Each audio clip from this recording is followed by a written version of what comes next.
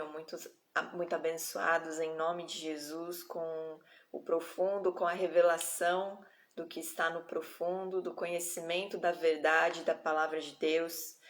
E vamos lá então, ler a partir do versículo 5. Pois não foi a anjos que sujeitou o mundo que há de vir, sobre o qual estamos falando. Antes, alguém em certo lugar deu pleno testemunho, dizendo: que é o homem que dele te lembres, ou o filho do homem que o visites. Fizeste-o por um pouco menor que os anjos, de glória e de honra o coroaste. E o constituíste sobre as obras de tuas mãos, todas as coisas sujeitastes debaixo dos seus pés. Ora, desde que lhe sujeitou todas as coisas, nada deixou fora do seu domínio. Agora, porém, ainda não vemos todas as coisas a ele sujeitas. Temos, todavia, aquele que, por um pouco, tendo sido feito menor que os anjos, Jesus, por causa do sofrimento da morte, foi coroado de glória e de honra, para que, pela graça de Deus, provasse a morte por todo o homem. Boa noite para quem está entrando. Estou lendo o capítulo 2, agora estou no versículo 10, se você quiser acompanhar. Porque convinha que aquele por cuja causa e por quem todas as coisas existem, conduzindo muitos filhos à glória, aperfeiçoasse por meio de sofrimentos o autor da salvação deles. Pois tanto que santifica, como os que são santificados, todos vêm de um só. Por isso é que ele não se envergonha de lhe chamar irmãos, dizendo: a meus irmãos declararei o teu nome, cantar-te-ei louvores no meio da congregação. E outra vez, eu porei nele a minha confiança, e ainda, eis aqui estou eu e os filhos que Deus me deu. Visto, pois, que os filhos têm participação comum de carne e sangue, destes também ele igualmente participou, para que por sua morte destruísse aquele que tem o poder da morte, a saber, o diabo, e livrasse todos que pelo pavor da morte estavam sujeitos à escravidão por toda a vida. Pois ele evidentemente não socorre anjos, mas socorre a descendência de Abraão. Por isso mesmo, convinha que em todas as coisas se tornasse semelhante aos irmãos, para ser misericordioso e fiel sumo sacerdote nas coisas referentes a Deus e para fazer propiciação pelos pecados do povo. Pois naquilo que ele mesmo sofreu, tendo sido tentado, é poderoso para socorrer os que são tentados. Esse texto ele é muito profundo e a gente vai hoje pegar de versículo, agrupar versículos e ir tentando aprofundar o entendimento sobre o que nós lemos. E a gente vai começar a ver do versículo 5 ao 8. E esses versículos, eles fazem referência, na verdade, a um salmo, ao Salmo 8, os versículos 3 a 6, eu anotei aqui. E só que essa pergunta que Davi faz, que é o homem que dele te lembres, esse tipo de pergunta Jó também fez, mas ele fez de um jeito um pouquinho mais dramático. Lá em Jó, capítulo 7, versículo 17, ele questiona: que é o homem para que tanto o estimes e ponha nele o teu cuidado, e cada manhã visites e cada momento ponhas à prova. Ele estava aqui, na verdade, dando uma murmurada, Mas Davi, ele faz esse questionamento se referindo a Adão, porque Adão seria mais importante do que os anjos, a ponto de Deus colocar toda a sua criação sujeita a Adão. Lá em Gênesis, no capítulo 1, se não me engano, 1 ou 2, peraí, vamos caçar lá em que parte está. No 1 mesmo, Deus ele deu uma ordem, Quando ele criou o homem à sua imagem e semelhança, ali no versículo 27, diz no 28, Deus os abençoou e lhes disse: sede fecundos, multiplicai-vos, enchei a terra e sujeitai-a. Dominai sobre os peixes do mar, sobre as aves do céu e sobre todo animal que rasteja pela terra. Só que com o pecado, o homem ele acabou perdendo essa autoridade, esse domínio que ele tinha, né, de forma gloriosa, com a glória do Senhor. O homem ele perdeu a presença de Deus, ele perdeu a glória de Deus, né? E ele deixou-se dominar pelo inimigo, pelo adversário e ficou escravo da morte, escravo do pecado. E aí Davi ele faz essa pergunta se referindo a Adão, né? Por que que ele seria mais importante do que os malachim que a gente aprendeu já, né? Sendo que esses malachim, os anjos, eles têm mais glória, mais força do que os homens. E aí Deus ele acaba respondendo essa pergunta na pessoa de Jesus Cristo, porque Jesus ele é a Milta, a gente já aprendeu também, né, que é o poder de Deus encarnado na Terra, é uma porção do Eterno que foi encarnada, é a salvação que vem do próprio Deus e que se fez homem para salvar homens, não há anjos, né? E ele encarnou, se tornou carne e sangue e não um anjo. Ele não veio para ser um anjo, mas um semideus, né? Alguém com mais poder do que os homens para salvar os homens, mas ele se fez homem para, como homem, vencer a morte, vencer o pecado e restaurar aquilo que os homens perderam. Aí lá no versículo 7 e 8, diz assim: fizeste-o por um pouco menor que os anjos, de glória e de honra o coroaste, e o constituíste sobre as obras das tuas mãos, todas as coisas sujeitaste debaixo dos seus pés. Ora, desde que lhe sujeitou todas as coisas, nada deixou fora do seu domínio. Agora, porém, ainda não vemos todas as coisas a ele sujeitas. Vemos, todavia, aquele que por um pouco, tendo sido feito menor que os anjos, Jesus, por causa do sofrimento da morte, foi coroado de glória e de honra para que, pela graça de Deus, provasse a morte por todo homem. Jesus ele recupera esse domínio, né, sobre todas as coisas para os homens, que tinha sido perdido das mãos dos homens. Só que ele foi feito por um pouco, né, menor do que os anjos, porque ele só ficou 33 anos como um homem, sem o corpo glorificado, sem a glória, né, que Deus deu. Como a gente viu, agora ele está sentado à destra do Pai. Ora, lá no versículo 13 do capítulo 1, a qual dos anjos jamais disse, assenta-te à minha direita, até que eu ponha os teus inimigos por estrado dos teus pés. Jesus, homem, ele foi menor, mas agora ele é o primogênito dos mortos, né? E primogênito porque ele nasceu primeiro. Todo homem de carne e sangue, ele sofre a morte física. E ele fica, ou ele fica separado no seio de Abrão, ou ele então ficava nas cavernas do Sheol, que é o abismo, o inferno. E esperando o juízo, né? Esperando o dia do Senhor que a gente também está esperando. Mas Jesus, ele quando ressuscitou, né, e venceu a morte, ele tomou a chave da morte das mãos do diabo, que a gente viu aqui, que tinha poder, né? Visto, pois, lá no versículo 14, visto, pois, que os filhos têm participação comum de carne e sangue, destes também ele igualmente participou, para que por sua morte destruísse aquele que tem o poder da morte, a saber, o diabo.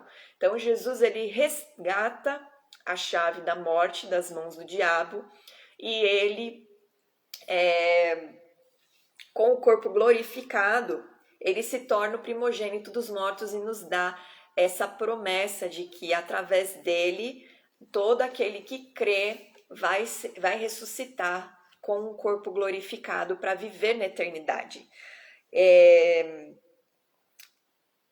Todo homem de carne e sangue então sofre essa morte física.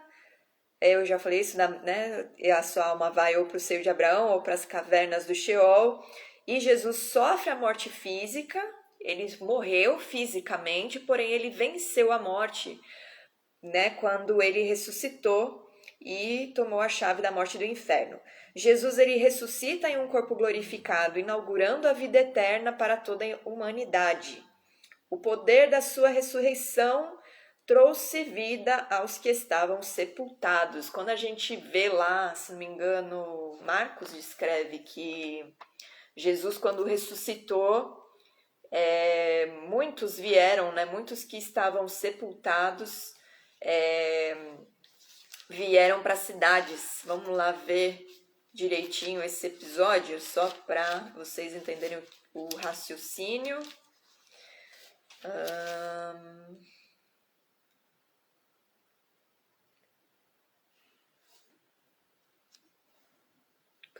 Cadê?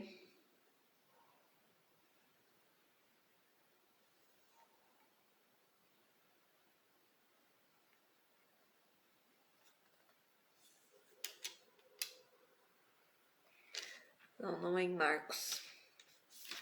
Talvez Mateus. Vamos ver. Devia ter anotado. Me veio agora essa passagem na cabeça, por isso que não tenho anotado. Mas vamos lá, rapidinho a gente acha aqui para só ilustrar. Deixa eu ver.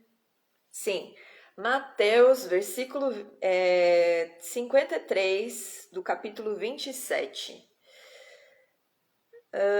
Não, vamos ler desde o 51. Eis que o véu do santuário se rasgou em duas partes, de alto a baixo, tremeu a terra, fenderam-se as rochas, abriram-se os sepulcros e muitos corpos de santos que dormiam ressuscitaram.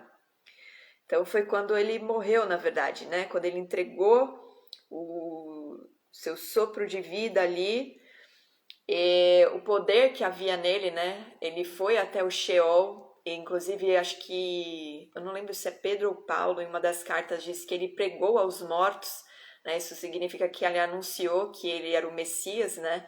Aos mortos. E ele, então, nesse momento, né? O poder que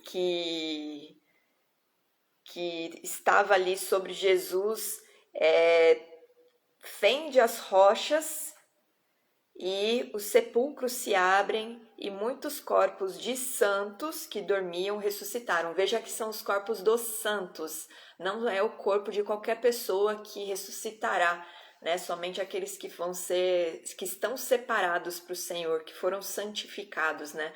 Estes santos eram os do povo de Israel, que a gente já estudou, né, no livro de Deuteronômio, que era o povo separado de Deus. Antes essa promessa só estava sobre o povo de Israel. A promessa de ressurreição ela sempre existiu, tanto que os judeus eles creem na ressurreição, né? O peixe é um símbolo da ressurreição. O símbolo de Jonas já era conhecido como o símbolo da ressurreição, né? O peixe que tinha engolido ele.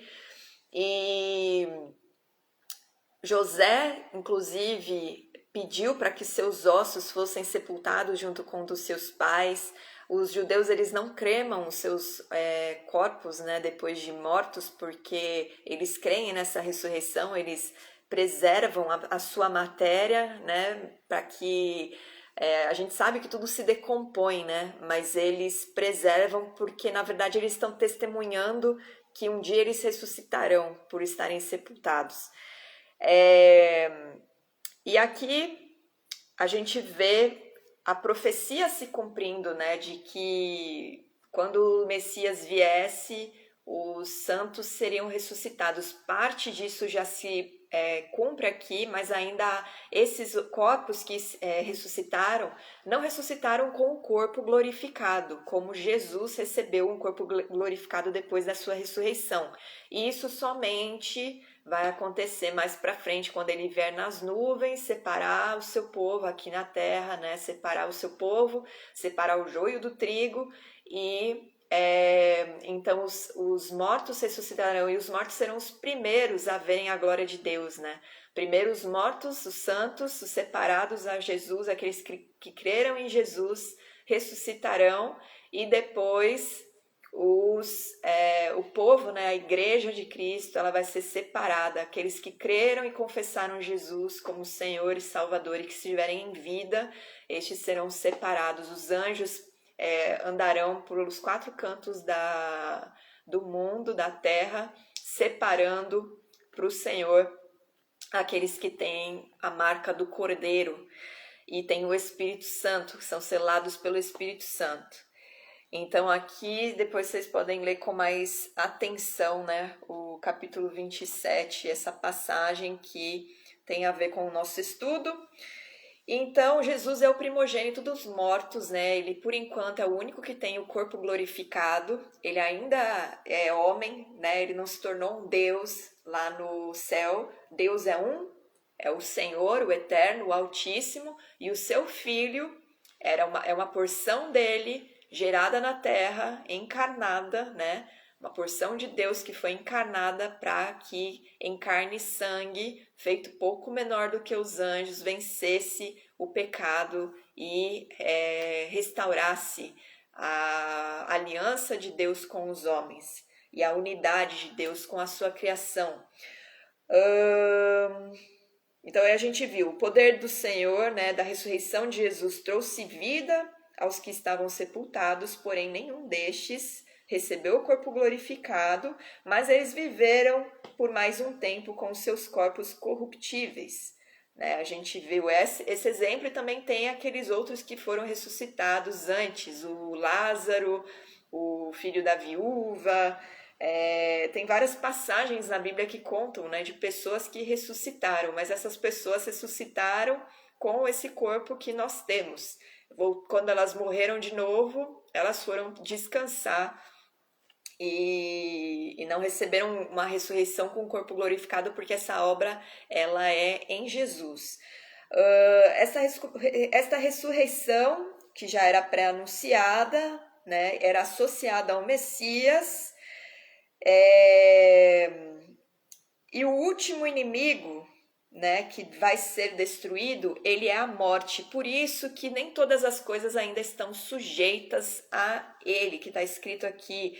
Agora, porém, no versículo 8, no finzinho. Agora, porém, ainda não vemos todas as coisas a ele sujeitas. 1 Coríntios 15, 26, Paulo diz, o último inimigo a ser destruído é a morte. E isso ainda não aconteceu, isso vai acontecer, né? Quando Jesus consumar tudo e o dia do juízo do Senhor vier sobre a terra, é que a morte será vencida e nós viveremos com a vida eterna que o Senhor nos prometeu. Sobre uma terra que vai ser nova, né? Vai ser revivificada, vai ser um novo céu, uma nova terra, porque tudo isso daqui vai ser destruído, já nem mar vai existir mais, o Senhor vai restaurar, vai fazer tudo novo, porque Ele criou a terra para nós habitarmos, Ele não fez nós para vivermos no céu, Ele fez nós para habitarmos na terra, por isso que todo esse plano precisava acontecer através de um homem, né? Um homem precisa vencer a morte. Por um homem o pecado entrou na terra e através de um homem a gente tem o escape, a expiação dos nossos pecados. Agora vamos ler lá do versículo 10 a 11, diz assim, porque convinha que aquele por cuja causa e por quem todas as coisas existem, conduzindo muitos filhos à glória, aperfeiçoasse por meio de sofrimentos o autor da salvação deles. Pois tanto o que santifica como os que são santificados, todos vêm de um só. Por isso é que ele não se envergonha de lhes chamar irmãos. Quando nós vemos aqui que Deus, né, porque convinha que aquele é o Eterno, é o Senhor, por cuja causa e por quem todas as coisas existem, porque é através de Deus que todas as coisas existem, Ele que criou tudo, a gente viu isso no primeiro dia dos nossos estudos sobre a carta de Hebreus. Ele conduziu muitos filhos à glória. Aperfeiçoa, né, por meio de sofrimentos, o autor da salvação deles. O autor da salvação é Jesus Cristo. E esse aperfeiçoamento que o autor está falando aqui, o autor dessa carta, não diz respeito a um aperfeiçoamento moral, como nós sofremos, né? Nós precisamos de um aperfeiçoamento moral para que o nosso caráter seja forjado e a gente fique parecido com Jesus, que é o resplendor do ser do eterno, né? Jesus, ele é a imagem e a semelhança perfeita do Deus Criador, o Todo-Poderoso. E nós aprendemos com Cristo a sermos a imagem e semelhança de Deus no nosso caráter, na maneira como nós pensamos, como nós agimos, como nós somos, como nós valorizamos, né? O Senhor, ele imputa em nós, através do seu Espírito, os valores do seu reino e a sua maneira de pensar, como ele valoriza as coisas, as pessoas, a sua obra, a sua criação, e ele coloca em nós o seu caráter, ele vai nos forjando, nos aperfeiçoando. Só que Jesus, ele já era perfeito nessa questão moral, ele tinha integridade, ele venceu o pecado, né? Ele venceu o pecado não pecando, ele venceu toda a tentação que ele sofreu se mantendo íntegro. Só que a perfeição, esse aperfeiçoamento, ele vem com a obra completa de Jesus, né? Com a morte e a ressurreição dele. Ele se torna perfeito quando ele vence a morte e ele ressuscita, se tornando o perfeito Salvador, porque Cordeiro perfeito ele era, né? Ele não precisava de um aperfeiçoamento de caráter, como eu falei. E aí, quando diz assim, porque convinha que aquele por cuja causa e por quem todas as coisas existem, nananana, no 11, pois tanto o que santifica como os que são santificados, todos vêm de um só. Jesus é o que santifica, porque ele separa o homem do pecado e da morte e o traz para a vida eterna, para a graça, né, e para a presença de Deus. Jesus é o único que consegue nos transportar para o Santo dos Santos, para a presença do Eterno, diante do trono da glória do Senhor. É o único que nos consegue fazer nos aproximar do Senhor. Então, quando nós falamos de santificação, de consagração, nós não estamos falando de rituais ou de um modelo de religiosidade, mas a gente está falando em uma separação da nossa vida, da nossa alma, do nosso ser, né, da nossa alma, do nosso ser e do nosso espírito, de tudo que nós somos para o Senhor, para a presença do Senhor. Ele nos tira do pecado, ele nos tira da condenação de morte, porque todo ser humano nasce com um espírito morto e condenado à morte espiritual, condenado a viver separado de Deus, por causa do pecado do primeiro homem que fez essa separação e trouxe a corrupção na nossa carne. E os filhos de Deus são os que são santificados por Jesus. E estes só podem ser chamados de filhos de Deus porque receberam o Espírito Santo, né, que a gente já viu lá em Romanos, que diz que o Espírito em nós clama Abba Pai. É o Espírito de adoção. O Senhor nos sela com o seu Espírito e imprime a sua lei no nosso coração e dessa forma ele nos separa para ele.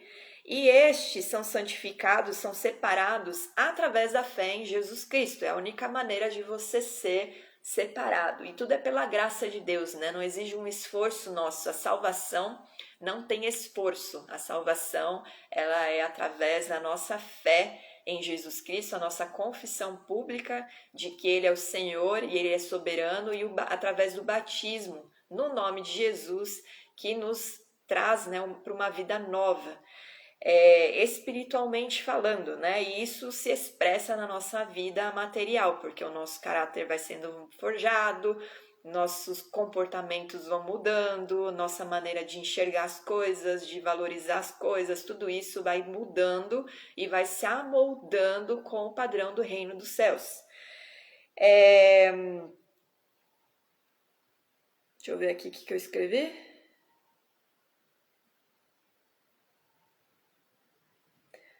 1 Crônicas 29:11, a gente vê o que Paulo ele resume em Romanos 11:36, que diz: porque dele, por ele e para ele são todas as coisas, glória pois a ele eternamente, amém. Lá no capítulo 29 de 1 Crônicas 11 diz assim: Teu, ó Senhor, são a grandeza, o poder, a glória, a majestade e o esplendor, pois tudo que há nos céus e na terra é teu. Teu, ó Senhor, é o reino, tu estás acima de tudo. A riqueza e a honra vêm de ti. Tu dominas sobre todas as coisas, nas tuas mãos estão a força e o poder para exaltar e dar força a todos. E isso é o que o autor de Hebreus está dizendo aqui, né? Que todos vêm de um só, todos vêm do eterno. Tanto o Salvador como a criatura, os homens, eles vieram do eterno. Deus criou tudo. E essa obra toda de Deus, através de Jesus, é por amor, né? Para nos resgatar para Ele. Ele não tinha obrigação nenhuma de fazer isso, mas ele, por amor à sua criação, ele dá uma chance para nós de escolhermos, né? Estar com Ele, ao invés de simplesmente viver uma vida terrena aqui, que às vezes até é boa, mas é uma vida separada dele, que o fim é a condenação da alma, e aí você não vai ter o que você conquistou aqui, né? Tudo vai ser consumido. E ele dá uma chance para nós de estarmos junto com ele eternamente, só que no reino dele há paz, justiça e alegria. Então, se a gente considera a nossa vida na terra boa, sendo que essa terra está toda corrompida, toda, né, destruída, a gente vê tanta maldade, destruição e violência e injustiça, e a gente considera a nossa vida boa, imagina na eternidade, aonde há um Deus íntegro, que é o Rei, que é soberano, e aonde reina a sua paz, a sua justiça, a sua alegria e vida em abundância. E aí no versículo 12 e 14, o autor aqui de Hebreus, ele cita alguns trechos do Salmo 22 e de Isaías, uma profecia. Porque ele fala assim, né? Jesus, ele não se envergonha de nos chamar de irmãos, sendo que, na verdade, ele é o Filho de Deus. Ele não se envergonha, e aí ele diz: meus irmãos, declarei o teu nome, cantar-te-ei louvores no meio da congregação. E outra vez, eu porei nele a minha confiança, e ainda, eis aqui estou eu e os filhos que Deus me deu. A gente vai ver só o Isaías 8, porque é uma profecia, né, que foi dada pelo profeta há cerca de acho que 300 anos antes da vinda de Jesus, 400 anos antes, são vários séculos, na verdade, né? E a gente vê ela se cumprindo, e todas as profecias elas vão se encaixando, né? Ontem, num estudo com os amigos, no meio do estudo eles tiveram algumas revelações a respeito da misericórdia de Deus, e a gente estava estudando várias passagens, e eles falaram, é impressionante como a palavra de Deus, ela é uma teia, né? Ela vai se encaixando, tudo vai se encaixando, fazendo sentido, e quanto mais a gente mergulha no estudo e no conhecimento, mais o caráter de Deus é revelado, esse amor de Deus, a misericórdia dele é revelada para nós, e isso constrange o nosso coração a querer acertar a nossa vida diante dele por amor, né? Não por nada, além do amor que ele tem por nós. A gente quer retribuir esse amor que ele tem. E aí no capítulo 8 de Isaías, eu vou ler, na verdade, desde o versículo 16, mas nesse trecho da carta de Hebreus, são os versículos 17 e 18 que o autor ele cita alguns trechinhos só. Resguarda o testemunho, sela a lei no coração dos meus discípulos. Esperarei no Senhor, que esconde o seu rosto da casa de Jacó, e a ele aguardarei. Eis-me aqui e os filhos que o Senhor me deu para sinais e para maravilhas em Israel, da parte do Senhor dos Exércitos que habita no Monte Sião. Jesus, através de Jesus, né, nós somos adotados, nós nos tornamos filhos de Deus. Existe um ensino mentiroso na terra de que todos nós somos filhos de Deus, mas não. Todos nós somos criaturas do Eterno. Todos nós somos criados pelo Deus Todo-Poderoso, mas Deus ele adota aqueles que creem nele, no seu Filho, e que recebem o o sacrifício do seu filho como expiação dos seus próprios pecados e que recebe ele como rei da sua vida e como salvador. Estes são adotados como filhos e podem chamar Deus de pai. Os outros não conseguem, não têm a intimidade que um filho de Deus que recebeu do seu espírito tem. É por isso que muitas vezes a gente não sente verdade nas palavras das pessoas que falam: ah, mas eu converso com Deus, eu falo com Deus, e você não sente verdade porque na verdade não existe nessa pessoa o Espírito do Eterno testificando que ele é sim selado e é um filho do Deus vivo. E aí não só, né, a gente se torna irmãos de Jesus, como a gente viu que a gente se torna cordeiro com ele. Todas as promessas que Deus entregou para Jesus, elas também estão sobre a nossa vida.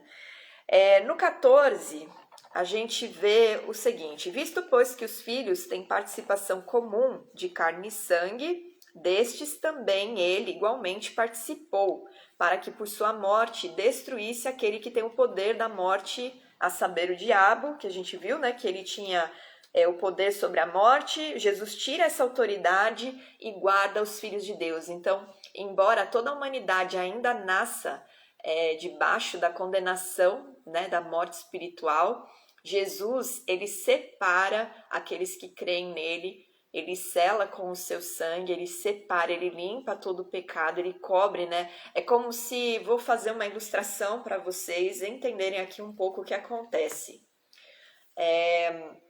Ninguém pode entrar na presença de Deus da forma que é, porque nós temos um corpo totalmente corrompido pelo pecado.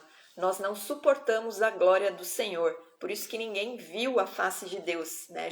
Moisés, ele via o resplendor da glória de Deus, que era a milta. Quando ele viu a coluna de fogo, quando ele entrava na coluna de fogo, quando ele entrava debaixo da nuvem, na tenda, quando ele entrava no Santo dos Santos e falava com o Senhor face a face, era só o resplendor da glória do Senhor ali se manifestando e falando com ele. Só que aquilo era tão palpável que a Bíblia descreve que ele falava face a face com o Eterno. Só que quando ele pediu para ver a glória de Deus, lá em Êxodo 20, de 20 a 22, 24, não, 20 a 24, se não me engano, tem essas coisas que eu estou falando, vocês podem lá ler depois com mais calma. Mas quando o Moisés pediu para ver a glória de Deus, Deus falou que ele não suportaria e ele morreria se ele visse a face do Eterno. E Deus, ele concede para ele ver as suas costas. E aí ele esconde Moisés numa fenda, cobre com a sua mão direita. A gente já aprendeu que a mão direita do Senhor é a sua graça, a sua misericórdia, a mão protetora do Eterno. Não é à toa que Jesus está à direita do Pai.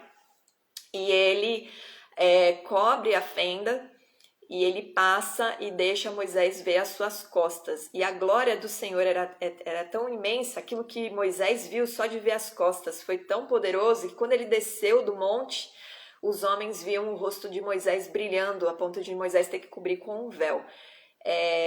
Jesus, o que ele faz, né? Quando ele se coloca como Cordeiro de Deus, o Cordeiro perfeito ali, que se sacrificou, ele derramou o seu sangue por expiação aos nossos pecados. Hoje eu fiz um raiz falando sobre o Corban, depois vocês assistam, né? Quem não assistiu, porque lá eu explico que o Corban, ele foi estabelecido para aproximar o homem de Deus.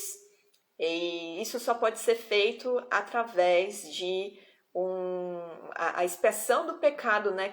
O pecado faz separação do homem com Deus. E a expiação desse pecado precisa de um sangue sendo derramado para que haja uma cobertura, né, do espírito, da alma da pessoa, para ela poder se aproximar de Deus e ter as suas orações atendidas. Então, o que acontece? Jesus, quando ele derramou o seu sangue, ele fez um único sacrifício perfeito diante de Deus. Deus considerou esse sacrifício perfeito. Então, é como se nós, antes de entrarmos na presença de Deus, Jesus nos cobrisse com o seu sangue da cabeça aos pés, e Deus não enxerga o nosso pecado. Deus não vê a nossa transgressão. ele vê o sangue do seu filho, e assim nós podemos nos aproximar de Deus e fazer as nossas orações e conversar com ele, e ter intimidade com o Pai. Então, Jesus, ele nos cobre com o seu sangue, e ele precisava vencer, né, o que nós padecemos aqui na terra, toda a provação que nós sofremos na nossa carne, para ele ter autoridade sobre o pecado. Por isso que ele se torna, como se diz, coparticipante dos nossos sofrimentos, vamos dizer assim. Do versículo 15 até o 18, eu vou ler tudo e aí depois eu explico, que eu acho que vai fazer mais sentido o que eu estou falando. Livrasse todos que pelo pavor da morte estavam sujeitos à escravidão por toda a vida. Pois ele evidentemente não socorre anjos, mas socorre a descendência de Abraão. Por isso mesmo convinha que em todas as coisas se tornasse semelhante aos irmãos, para ser misericordioso e fiel sumo sacerdote nas coisas referentes a Deus, e para fazer propiciação pelos pecados do povo. Pois naquilo que ele mesmo sofreu, tendo sido tentado, é poderoso para socorrer os que são tentados. Esse último versículo aqui é que vai ter a ver com o que eu falei antes, né? Jesus, ele sofreu na carne, no sangue, todas as tentações que nós sofremos. Lá em Mateus 4, nós vemos ele sofrendo, né? Tentação no espírito, na carne, quando o diabo fala para ele transformar pedra em pão, era o físico que estava sendo tentado. Quando ele fala para Jesus se atirar, porque os anjos salvariam ele, já que ele era o filho de Deus, era no espírito, porque ele estava se submetendo a Deus, né? Não estava tentando a Deus. E depois o lance também, essa alma, na verdade, né? E tem o espírito, que é quando ele fala para ele se prostrar diante dele, que ele daria os reinos da terra para Jesus, e Jesus então ordena que ele se retire, porque Deus é o único que deve ser adorado. E ali ele estava sendo tentado no espírito. Jesus foi tentado nas 3 áreas que nós somos tentados o tempo todo, e ele venceu, e ele recebeu autoridade, né? E esse ser tentado, ser provado, mostra, na verdade, né, sempre quando nós somos tentados e somos provados, é a nossa confiança, a nossa confiabilidade e a nossa fidelidade a Deus que estão sendo testadas. E Jesus, ele é confiável, né? Ele venceu as tentações, ele não se submeteu a nenhuma vontade da sua carne, nem no fim, né, quando ele teve vontade de desistir, ele desistiu, ele permaneceu submisso à vontade de Deus, e ele venceu em nosso favor. Então, se nós confiamos em Jesus, ele nos dá o escape, ele nos dá sempre uma forma de nós vencermos a nossa tentação, a nossa provação, sem a gente se deixar levar também. E nós somos provados pelo Senhor, a nossa fidelidade a Deus agora é provada, né? Porque ele já fez tudo. O que ele precisava fazer, ele fez, que era nos dar salvação. Ele fez do seu próprio filho, né? O sangue derramado de Jesus se tornou a aliança que media Deus e o homem. E ele espera a nossa fidelidade agora a essa aliança que foi feita através do seu filho. Então, a nossa confiança, ela é provada, ela é testada toda vez que a gente tem alguma tentação para vencer na nossa vida. Mas Jesus, ele se tornou não só a nossa salvação, né? Mas como também o nosso auxiliador, o nosso ajudador nesses momentos. Nós não perdemos com Jesus, né? Quando nós vemos que em Cristo nós somos mais do que vencedores, as pessoas acham que agora eu vou ter o emprego da minha vida, a família do ano, o casamento dos meus sonhos, as riquezas que eu sempre quis. As pessoas deturpam o evangelho e elas acham que elas vão ser vitoriosas na terra, mas na verdade essa vitória é para a nossa alma, para o nosso espírito, para a gente permanecer até o fim guardando a nossa fé, a nossa aliança com o Senhor, para ter a coroa da vida eterna que o Senhor promete. Outra coisa, né? No versículo 16 diz assim: Jesus ele não socorre anjos, mas ele socorre a descendência de Abraão. Os anjos estão condenados também, né? Aqueles que se rebelaram contra Deus, eles sofreram condenação, mas a salvação que vem através de Jesus não veio para anjos, não veio para aqueles que eram cheios de glória e poder, ela veio para somente os homens. E nós nos tornamos descendência de Abraão através da fé. Abraão é o pai da fé. E pela fé em Jesus, nós alcançamos a promessa que foi dada a Abraão. Então, tanto gentil quanto judeu se torna filhos, né, de Abraão através da fé após a obra de Jesus e recebem a salvação mediante a fé. E por último, por isso mesmo convinha que em todas as coisas se tornasse semelhante aos irmãos, para ser misericordioso e fiel sumo sacerdote nas coisas referentes a Deus. Qual que é o papel do sumo sacerdote? O sumo sacerdote anualmente se preparava o seu espírito, se santificava para entrar no Santo dos Santos e expiar o pecado de Israel, o pecado de todo o povo. Uma vez por ano ele podia entrar ali e somente, se não me engano, 4 vezes nesse dia era permitido que ele entrasse no Santo dos Santos e tinham etapas para ele entrar ali e ele expiava o pecado dos homens. E Jesus, ele experimentou na carne, né, o que é ser tentado e ele tem misericórdia de nós, ele sabe o que nós sofremos, as lutas que nós enfrentamos, o sofrimento que nós passamos, e ele intercede por nós diante de Deus como um sumo sacerdote. E como um sumo sacerdote, ele expia o nosso pecado diante do Senhor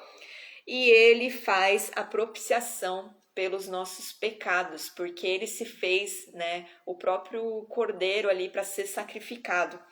A propiciação, ela está ligada ao sacrifício feito com o cordeiro e os animais e para fazer, né, a expiação do pecado, para trazer perdão sobre os pecadores. E Jesus ele faz isso para toda a humanidade. Enquanto o sumo sacerdote fazia isso só para Israel, Jesus ele fez isso para toda a humanidade. Todo aquele que crê recebe esse perdão sobre a sua vida. E não tinha ninguém ali no túmulo, né? Quando Jesus ressuscitou, ninguém declarou para Jesus: saia. Jesus, ele foi ressuscitado, né? Ele foi trazido à vida e com o corpo glorificado, com o poder do Espírito Santo. Se a gente permanece lutando contra o pecado, nós temos Jesus agora para nos socorrer e nos ajudar a vencer as tentações. E aqui, né, o autor, ele está se referindo, ele está escrevendo para um público que estava sendo tentado a abandonar a sua fé em Jesus Cristo, que eram os judeus cristãos, né, os judeus messiânicos, aqueles que tinham crido, né, aqueles que faziam parte já do povo de Israel e que tinham crido que Jesus era o Messias. E eles estavam sendo tentados pelo grupo de judeus que não cria a desistir e a voltar a observar a Torá da forma antiga, né?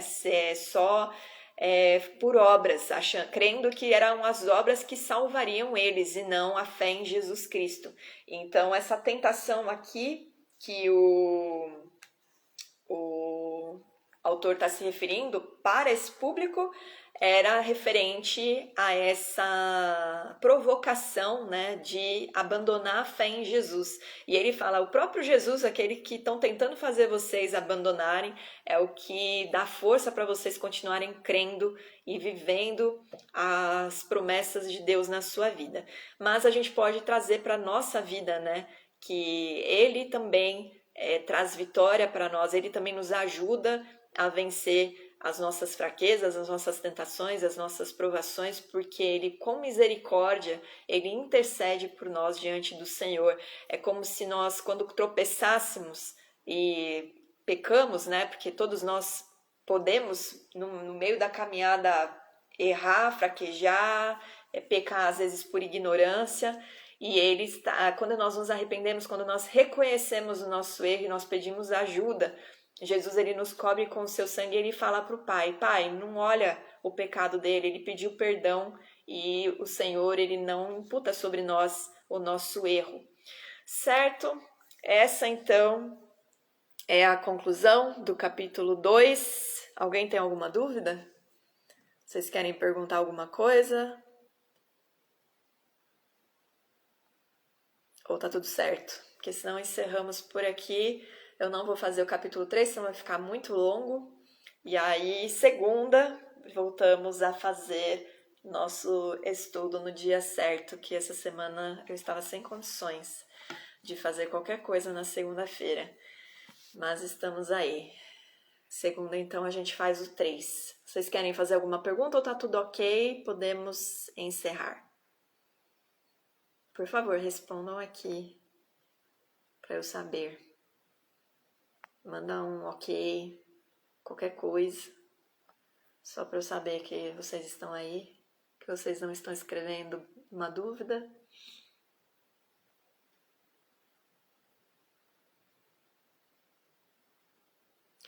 Obrigado, professora. De nada, aluno. Jesus te abençoe.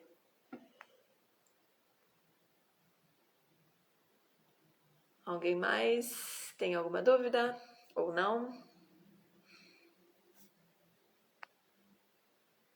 Ou tá tudo certo? Tudo certo. A carinha de feliz, eu acho que é isso, né?